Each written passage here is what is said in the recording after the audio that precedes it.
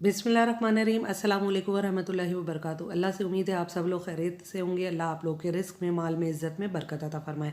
बहुत ज़बरदस्त chocolate cake की रेसिपी शेयर कर रही हूँ। मैदा डाला है मैंने बाउल में, उसके अलावा मैंने कोको पाउडर डाला है, बेकिंग सोडा डाला है, बेकिंग पाउडर डाला और नमक डाल के इसे अच्छे से छान लिया था और उसके बाद इसे अच्छे से मिक्स कर लेना है।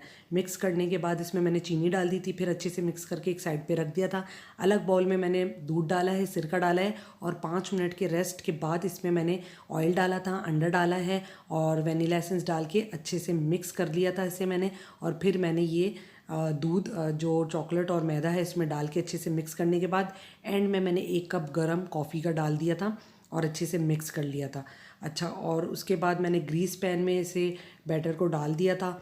आप कोई भी शेप का पैन ले सकते हैं और उसके बाद मैंने इसे लो टू मीडियम हीट पे डेगची में 20 से 25 मिनट पे बना लिया था और बहुत सॉफ्ट और फ्लफ़ी केक बना था।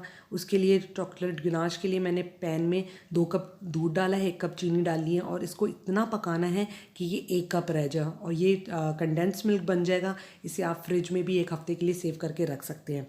पर हमने चॉकलेट गिनाश रेडी करनी है, इसलिए इसी में मैंने चॉकलेट डाली है, क्रीम डाली है और मक्खन डाल दिया था और इसको इतना पकाना है कि ये बिल्कुल थिक फॉर्म में आ जाएगा।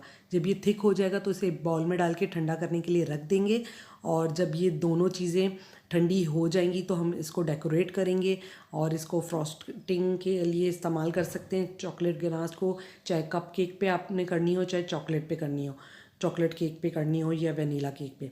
अच्छा, उसके अलावा इसको जो डेकोरेट के लिए स्प्रिंकल का इस्तेमाल कर सकते हैं, चॉकलेट चिप का इस्तेमाल कर सकते हैं, कद्दू की कश की हुई आप चॉकलेट का इस्तेमाल कर सकते हैं। बहुत ज़बरदस्त केक बना था। दुआओं में याद रखिएगा। अस्सलामु अलैकुम।